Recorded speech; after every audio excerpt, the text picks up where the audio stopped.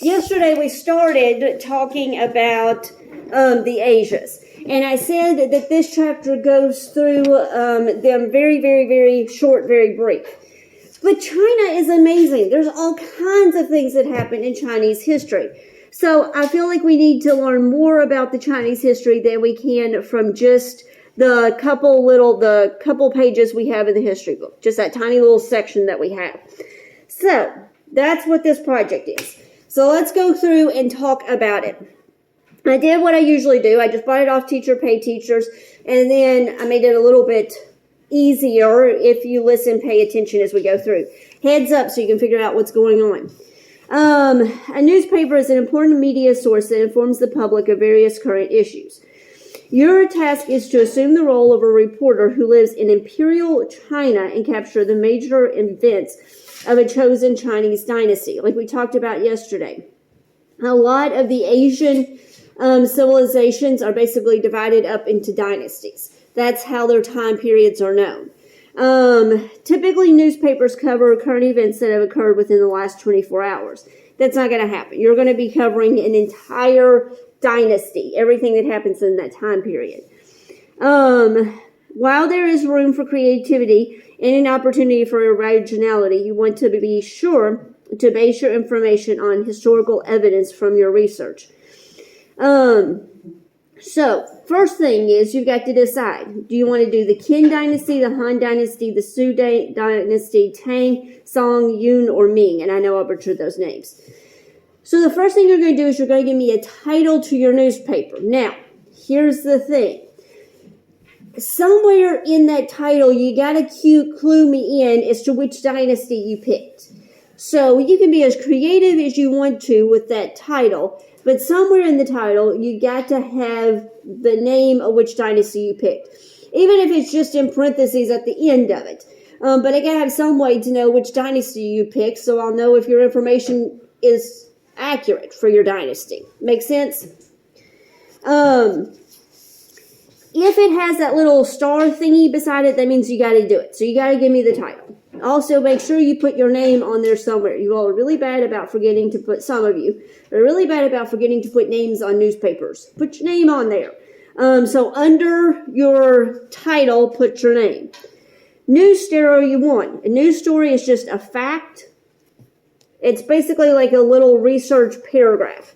Write a factual summary paragraph describing one of the following topics. Either the form of government or the economy. Remember, economy has to do with trade, natural resources, what they were making at that time. So you're going to either write it on the form of government of your dynasty or the economy of your dynasty. I shortened it.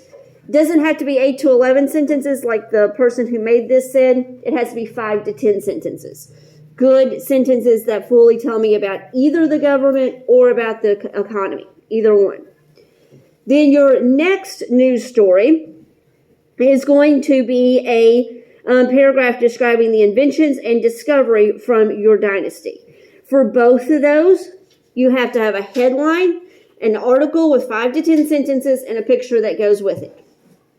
Everybody understand so far? All right. Turn the page. Now is where I've tried to make it easier, but if you're not listening, you're going to totally mess up. I put the editorial, the interview, the advice, advertisement, and the advice column. I have that big kind of bracket around it and the notes written. It says choose 2 of those 4. So between editorial, interview, advertisement, and advice column, you don't have to do all 4. You only have to do 2. Now, you can do interview and advertisement if you want. You can do editorial and interview. You can do editorial and advertisement.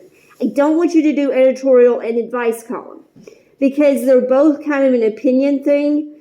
So if you decide to do an editorial, you have to do an interview or an advertisement. You cannot do an advice column.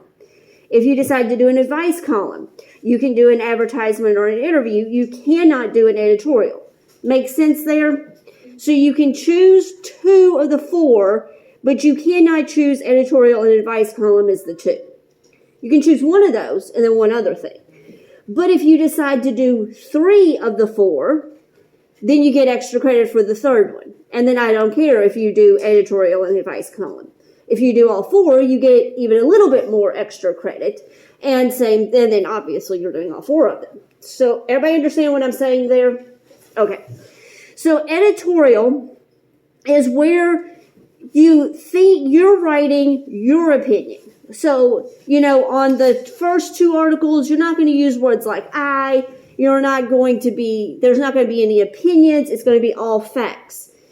On the editorial, you can, first of all, I forgot to mark that out. Same thing, it's only got to be 5 to 10 sentences, not 8 to 11.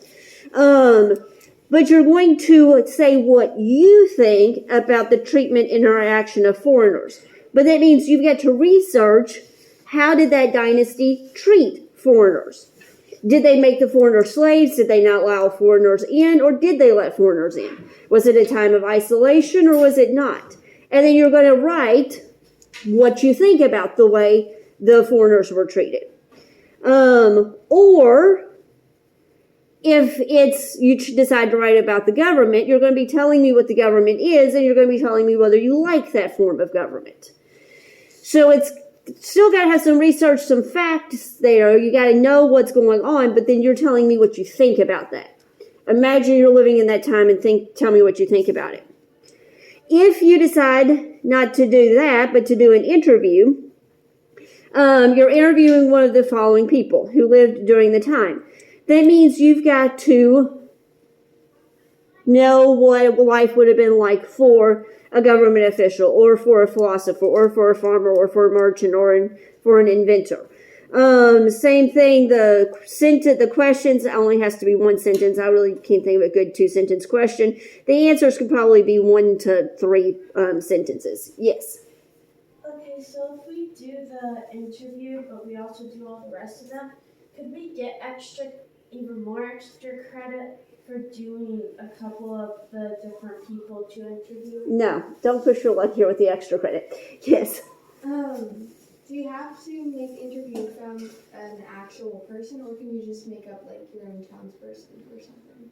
It has to be one of those people, you're kind of like putting yourself in that time period. Yeah, but it doesn't have to be like an actual person. No. Okay. Just any random farmer dude that you can call Joe if you want to. Yeah, exactly. Advertisement. Yeah, it tells you here. You have to have a picture of whatever it is you're advertising. And then, it says 4 to 5 sentences. You can probably get about 3 to 4 sentences. But selling that. Personally, I would definitely do that as one of the 4 because that's probably the easiest of all 4 of them. But, that's just my opinion. Advice column. This is, somebody who's seeking advice about something would be going on during your Chinese dynasty. And then the person's response.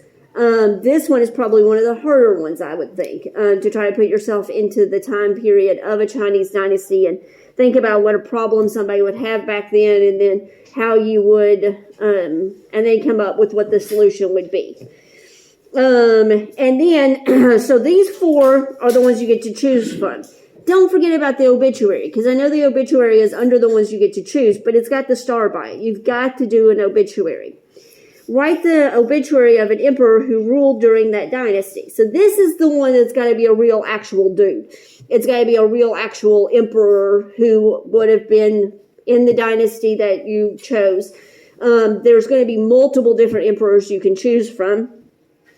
And you're going to write the obituary for him, that he died, and then write out like an obituary would be. Who his family is, what his accomplishments were, maybe what his shortcomings were. Probably could be 4 to 6 instances instead of 6 to 8.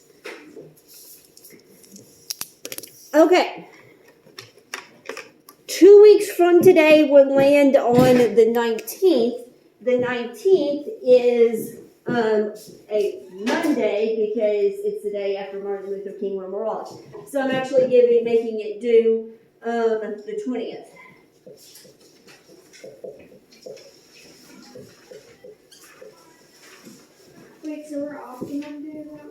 We're off the Monday for Martin Luther King. Yes, we always get that day off.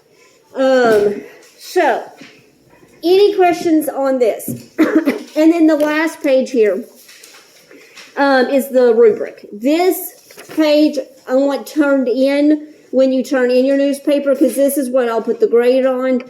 Same as always, I try to kill as few trees as possible, so turn this in so I can have this page to grade the rubric. Any questions? Okay.